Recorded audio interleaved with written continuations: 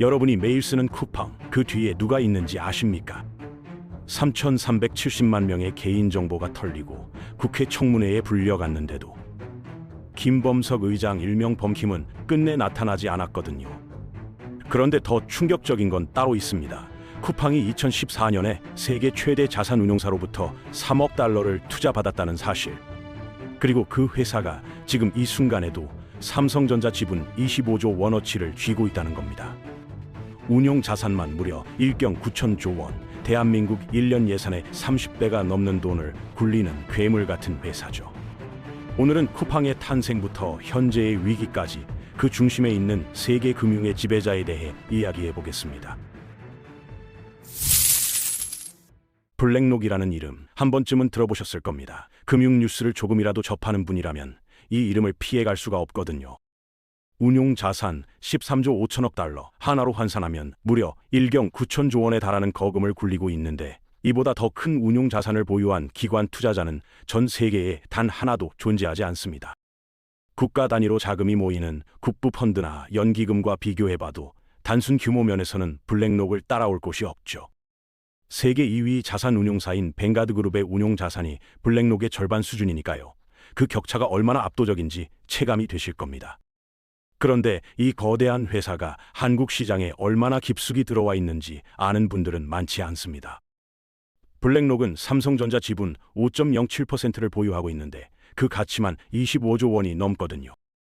이재용 회장이 가진 삼성전자 지분 가치가 약 8조 원인데 블랙록이 가진 지분이 그 3배가 넘는다는 겁니다. 삼성전자뿐만이 아닙니다. KB금융 6.02%, 하나금융 6.43%, 우리금융 6.07%, 신한지주 5.99%까지 국내 4대 금융그룹 지주사 전부의 5% 이상의 지분을 확보하고 있거든요. 네이버 6.05%, 포스코홀딩스 5.2%, 삼성 SDI 5.01%, 코웨이 5.07%까지 합치면 블랙록이 국내 증시에 투자한 금액은 약 38조 원에 달합니다. 블랙록과 쿠팡의 인연은 2014년으로 거슬러 올라갑니다. 당시 쿠팡은 아직 소셜 커머스 기업에 불과했고 매년 수천억 원씩 적자를 쌓아가며 자금난에 허덕이고 있었죠. 그때 블랙록이 등장했습니다. 세계 최대 자산운용사인 블랙록이 주도하고 웰링턴, 그린옥스, 로즈파크 등 글로벌 투자기관들이 참여해서 3억 달러, 한화로 약 3,322억 원을 쿠팡에 쏟아부은 겁니다. 불과 6개월 전에 미국의 간판 벤처 캐피털 세코이아 캐피털로부터 1억 달러를 투자받은 직후였는데 연이어 터진 대규모 투자 유치였죠. 블랙록의 주요 임원 제이박은 당시 이렇게 말했습니다. 쿠팡은 한국에서 가장 크고 빠른 성장성을 기록하고 있는 이커머스 회사 중 하나다. 쿠팡이 직접 하는 당일 배송 서비스와 풍부한 모바일 서비스 경험 등의 차별점들이 쿠팡을 한국은 물론 나아가 세계의 이커머스 리더로 만들 것이란 판단에서 투자를 결정했다고요. 블랙록의 투자 이후 쿠팡은 날개를 달았습니다. 2015년에는 소프트뱅크로부터 10억 달러를, 2018년에는 소프트뱅크 비전펀드로부터 다시 20억 달러를 투자받았거든요. 이 천문학적인 자금으로 쿠팡은 전국에 대규모 물류센터를 세웠고 로켓 배송이라는 혁신적인 서비스를 만들어냈습니다. 그리고 2021년 3월 마침내 미국 뉴욕 증권거래소에 상장했죠. 상장 첫날 주가는 장중 60달러까지 치솟았고 시가총액은 한때 100조 원을 넘기기도 했습니다. 한국에서 태어난 기업이 미국 증시에서 이 정도 규모로 데뷔한 건 전례가 없는 일이었거든요. 하지만 그 화려한 성공의 이면에는 어두운 그림자가 드리워져 있었습니다. 2025년 11월 쿠팡에서 역대 최악의 개인정보 유출 사고가 터졌거든요. 무려 3,370만 개의 고객 계정이 해킹당했는데 이건 쿠팡을 한 번이라도 이용했던 거의 모든 국민의 정보가 털렸다는 의미입니다. 유출된 정보에는 고객 이름, 이메일, 전화번호, 배송 주소, 주문 정보까지 포함되어 있었죠. 더 충격적인 건 해킹이 6월 24일부터 시작됐는데 쿠팡이 이를 인지한 건 무려 5개월이 지난 12월 18일이었다는 겁니다. 그것도 자체 모니터링으로 발견한 게 아니라 고객 민원을 통해 겨우 알게 됐다는 거죠. 국회는 청문회를 열어 쿠팡의 책임을 물었지만 김범석 쿠팡 의장은 끝내 출석하지 않았습니다. 170개국에서 영업 일정이 있다는 게 불출석 사유였거든요. 국회의원들은 분노했죠. 쿠팡 매출의 90%가 한국에서 발생하는데 기업의 존폐가 걸린 청문회에 최고 책임자가 나오지 않는 것은 한국 시장을 포기하겠다는 메시지로 읽힌다고 질타했습니다. 집단 소송에 참여한 국민만 20만 명을 넘었고 SK텔레콤 사태 때 1,348억 원이었던 과징금을 뛰어넘어 최대 1조 2천억 원까지 과징금이 부과될 수 있다는 전망이 나오고 있습니다. 이 모든 상황 속에서도 블랙록은 여전히 쿠팡의 주요 주주로 남아 있습니다. 2023년 초 기준 블랙록은 쿠팡 주식 997만 주 이상을 보유하고 있었는데 당시 기준 가치로 약 2천억 원에 달하는 규모였거든요. 블랙록이 쿠팡에 처음 투자한 게 2014년이니까 10년이 넘는 세월 동안 함께 해온 겁니다. 물론 쿠팡 상장 이후 주가가 공모가 $35에서 반토막이 나기도 했지만 블랙록 같은 장기 투자자에게 단기적인 주가 변동은 큰 의미가 없죠. 그들은 더 긴 호흡으로 시장을 바라보거든요. 그렇다면 이 거대한 투자 회사는 어떻게 탄생했을까요? 블랙록의 창업자 레리 핑크는 1952년 캘리포니아주 벤 라이즈에서 유대인 부모 밑에 태어났습니다. 아버지는 신발 가게를 운영했고 어머니는 대학 교수였죠. 사업가 기질은 어린 시절부터 나타났는데 12살 때 모하비 사막에서 뱀을 잡아다가 전국의 수집가들에게 우편으로 판매하는 사업을 시작했거든요. 물론 뱀이 우편물에서 빠져나가는 소동이 잦아서 13살 때 FBI가 집에 들이닥치는 바람에 사업은 접어야 했지만 그때 경험으로 한눈에 독사를 구별할 수 있는 뱀 전문가가 됐다고 합니다. UCLA에서 정치학을 전공한 레리 핑크는 동대학 앤더슨 경영대학원에서 MBA를 취득한 뒤 1976년 월스트리트의 투자은행 퍼스트 보스턴의 채권 트레이더로 입사했습니다. 월가에서의 첫 출발은 핑크빛이었죠. 그는 주택저당증권, 즉 MBS 거래 분야에서 두각을 나타내며 채권 부서를 담당하게 됐고 베너티 페어의 보도에 따르면 퍼스트 보스턴의 자산을 $10억 증식시켰습니다. 입사 10년 만에 채권 부문장 겸 경영이사로 초고속 승진했는데 당시 그의 나이 30몇 살이었죠. 월가에서도 손꼽히는 엘리트 코스를 밟고 있었던 겁니다. 하지만 승승장구하던 레리 핑크에게 치명적인 실패가 찾아왔습니다. 1986년 금리 예측에 실패하면서 $1억 손실을 초래한 거죠. $10억 벌어들였던 그가 단 1년 만에 $1억 날려버린 겁니다. 이 사건으로 그는 퍼스트 보스턴을 떠나야 했고 18개월 동안 방황의 시간을 보냈습니다. 누군가에게는 끝이었을 수 있는 이 순간이 레리 핑크에게는 새로운 시작의 씨앗이 됐거든요. 그는 이 뼈아픈 실패에서 한 가지 교훈을 얻었습니다. 위험 관리가 모든 것의 핵심이라는 것, 그리고 이를 철저하게 수행할 수 있는 회사를 만들어야 한다는 것이었죠. 1988년 레리 핑크는 퍼스트 보스턴 시절 동료 7명과 함께 새로운 도전을 시작했습니다. 로버트 카피토, 수잔 와그너, 바바라 노빅, 벤 골럽, 휴 프레이터, 랄프 숄스타인, 키스 앤더슨과 함께 블랙스톤 그룹 산하의 자산운용 자회사를 세운 겁니다. 블랙스톤의 공동 창업자이자 리먼 브라더스 회장을 역임했던 피터 패터슨이 50% 지분을 갖는 조건으로 $500만 투자금을 댔죠. 당시 이 회사의 이름은 블랙스톤 파이낸셜이었습니다. 레리 핑크가 설립 당시부터 강조했던 건 두 가지였는데 첫째는 철저한 위험 관리였고 둘째는 기술에 대한 투자였습니다. 핑크의 비전은 단순한 자산 운용을 넘어섰습니다. 그는 고객들에게 투자 기회를 제공하는 것뿐만 아니라 그들의 포트폴리오에 숨어있는 위험을 정확하게 분석하고 관리해주는 시스템을 만들고 싶었거든요. 이 철학이 나중에 알라딘이라는 전설적인 리스크 관리 플랫폼으로 구현됩니다. 알라딘은 블랙록의 전체 포트폴리오를 하나의 통합된 시스템으로 볼 수 있게 해주는 도구였는데 당시 금융시장에서 이런 건 한 번도 본 적이 없는 혁신이었죠. 고객들은 단순히 투자 기회를 탐색하는 것을 넘어서 자신의 포트폴리오에 어떤 위험이 도사리고 있는지 깊이 이해할 수 있게 됐습니다. 회사를 설립한 지 불과 몇 달 만에 블랙록은 흑자를 기록했고 이듬해인 1989년에는 회사 규모가 $27억 불어났습니다. 성장 속도가 무서울 정도였죠. 1994년에는 블랙스톤으로부터 완전히 독립했는데 이때 새로운 사명을 정해야 했거든요. 핑크는 블랙스톤의 스티브 슈워츠먼 회장을 찾아가 새 이름을 사용해도 되겠냐고 허락을 구했습니다. 그가 택한 이름은 블랙록, 검은 바위라는 뜻이었죠. 슈워츠먼은 블랙스톤과 유사한 이름을 선택한 것을 자신에게 보내는 경위로 받아들였다고 합니다. 이 이름에는 강인함, 진실성, 안정성이라는 의미가 담겨 있었는데 이는 창업자들이 회사의 핵심 가치로 삼은 것들이었죠. 1999년 블랙록은 뉴욕 증시에 상장했습니다. 당시 운용 자산 규모는 약 165백만 달러, 한화로 2천억 원 정도였는데 지금의 일경 9천조 원과 비교하면 태양 앞에 반딧불 수준이었죠. 하지만 이때부터 블랙록의 본격적인 확장이 시작됐습니다. 2006년에는 메릴 린치와 합병하면서 회사 규모가 단숨에 2배로 불어났고, 이때 블랙록은 단순한 채권 운용사에서 종합 자산 운용사로 변모하기 시작했습니다. 그리고 2008년 전 세계를 휩쓴 금융위기가 터졌죠. 이 위기는 블랙록에게 위기가 아니라 기회였습니다. 2008년 금융붕괴는 전 세계에서 약 2조 달러를 증발시켰습니다. 수많은 금융기관들이 휘청거렸고 어디로 향해야 할지 모르는 혼란의 바다에서 블랙록은 등대가 됐거든요. 그들이 10년 넘게 갈고 닦은 위험관리 체계와 알라딘의 분석 능력이 빛을 발한 겁니다. 블랙록은 금융기관들과 정부기관들에게 부실 자산을 어떻게 관리해야 하는지 조언했고 위기를 헤쳐나가는 길잡이 역할을 했죠. 이 과정에서 블랙록은 단순한 자산 운용사가 아니라 글로벌 금융 시스템의 핵심 조언자로 자리매김했습니다.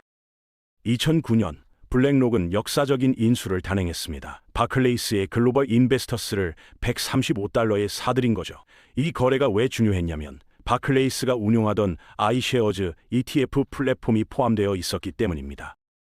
ETF, 즉 상장지수 펀드는 일반 투자자들도 쉽게 접근할 수 있는 투자 상품인데 블랙록은 이 인수를 통해 단숨에 세계 최대의 ETF 운용사로 등극했습니다. 이 순간 블랙록은 명실상부한 세계 최대 자산 운용사가 됐고 그 위치는 지금까지도 누구도 넘보지 못하고 있죠. 레리 핑크의 영향력은 단순히 돈을 굴리는 것에서 그치지 않습니다. 그는 2020년부터 ESG, 즉 환경, 사회, 지배구조 투자를 강력하게 밀어붙이기 시작했거든요. 매년 투자 대상 기업들에게 보내는 연례 서한에서 그는 기후변화에 제대로 대응하지 못하는 기업에는 투자하지 않겠다고 선언했습니다.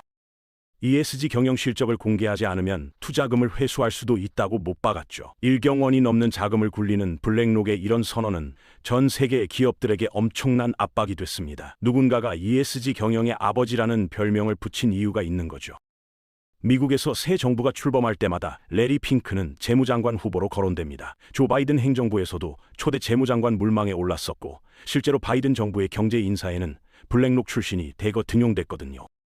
국가경제위원회 위원장으로 임명된 브라이언 디즈는 블랙록 지속가능 투자 글로벌 헤드였고 재무부 부장관이 된 월리 아데이에모도 블랙록 선임 고문 출신이었죠. 이전 정부들까지는 골드만삭스 같은 투자은행 출신들이 많이 발탁됐는데 바이든 정부에서는 블랙록이 그 자리를 차지한 겁니다. 블랙록의 영향력은 한국에도 미칩니다. 2020년 4월 한국전력이 블랙록으로부터 서한을 받았거든요. 석탄 화력 발전 관련 사업에 대한 우려를 표명하는 내용이었죠. 블랙록이 투자한 기업들에게 석탄 매출 비중을 낮추라고 압박하는 캠페인의 일환이었습니다. 한국 기업이 미국 자산운용사로부터 이런 서한을 받는다는 게 어떤 의미인지 생각해 보시면 블랙록의 위상이 어느 정도인지 실감이 나실 겁니다. 다시 쿠팡 이야기로 돌아와 보겠습니다. 블랙록이 쿠팡에 투자한 2014년 당시 쿠팡은 적자 기업이었습니다. 매년 수천억 원씩 적자를 쌓아가고 있었는데 그럼에도 블랙록은 이 회사의 성장 가능성을 봤던 거죠. 물류 혁신과 당일 배송이라는 비전, 그리고 한국이라는 인구 밀집도가 높은 시장에서의 폭발적인 성장 잠재력을요. 이런 눈썰미가 블랙록을 세계 최대 자산 운용사로 만든 비결 중 하나입니다. 당장의 수익보다 미래 가치를 보는 거죠. 쿠팡은 2021년 미국 증시 상장을 통해 약 4조 6천억 원의 자금을 확보했습니다. 한국 증시가 아니라 미국을 택한 이유는 명확했죠. 첫째, 누적 적자가 3조 원을 넘는 기업이 국내에서 IPO에 성공한 전례가 없었거든요. 둘째, 아마존 같은 선례가 있는 미국에서는 적자 기업도 성장 가능성을 인정받아 높은 가치로 상장할 수 있었습니다. 셋째, 뉴욕 증권거래소에는 차등 의결권 제도가 있어서 김범석 의장이 상장 후에도 경영권을 안정적으로 유지할 수 있었죠. 실제로 김범석 의장이 보유한 클래스 B 주식은 일반 주식보다 29배 많은 의결권을 가집니다. 하지만 상장 후 쿠팡의 행보는 순탄치 않았습니다. 공모가 35달러로 시작한 주가는 상장 첫날 69달러까지 치솟았다가 2022년 5월에는 10달러 아래로 곤두박질 쳤거든요. 상장 당일 최고가 대비 70% 이상 폭락한 겁니다. 미국 뉴욕 증시에서 쿠팡 주식을 매수한 투자자들은 기업 공개 신고서에 허위 내용을 담았다며 주주 소송을 제기했죠. 6조 원이 넘는 누적 적자, 주주 배당의 어려움, 이런 문제들이 겹치면서 쿠팡에 대한 시장의 신뢰는 흔들렸습니다.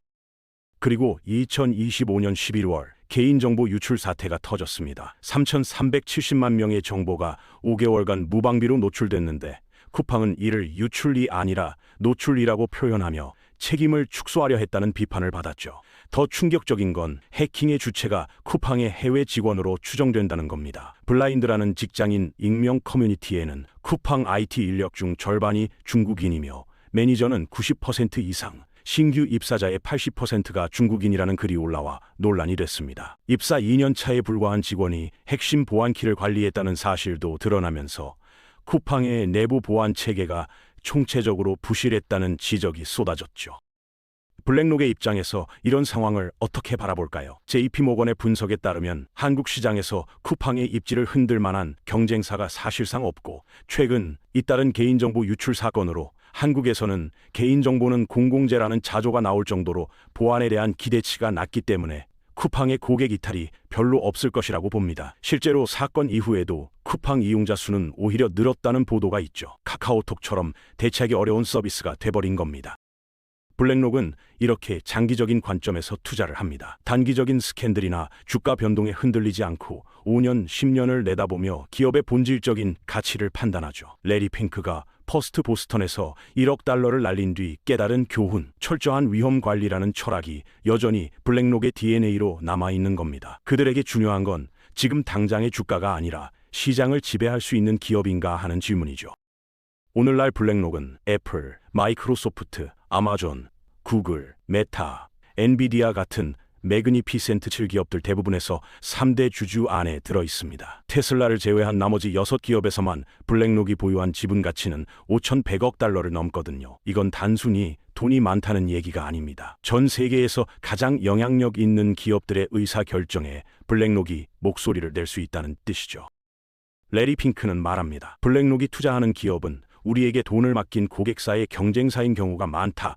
그래서 내가 전면에 등장하는 것은 고객에 대한 예의가 아니다라고요. 그래서 그는 되도록 언론에 노출되는 것을 피합니다. 하지만 그의 영향력은 눈에 보이지 않는 곳에서 더 강력하게 작용하고 있죠. 매년 CEO들에게 보내는 서한 한 통으로 전 세계 기업들의 경영 방향을 바꾸는 사람이 바로 레리 핑크입니다.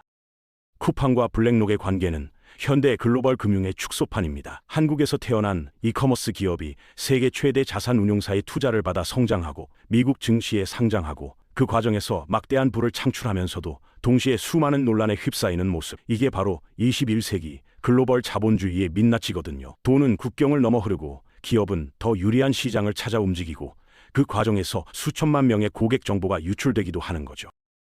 블랙록의 운용 자산은 계속 늘어나고 있습니다. 2024년에는 비트코인 현물 ETF까지 승인받아 암호화폐 시장까지 진출했거든요. 출시 2달 만에 52억 달러가 유입됐고 같은 기간 블랙록의 다른 417개 ETF 유입 자금의 절반에 가까운 규모였죠. 전통 금융과 신흥금융 모두에서 블랙록은 최강자의 위치를 굳히고 있습니다.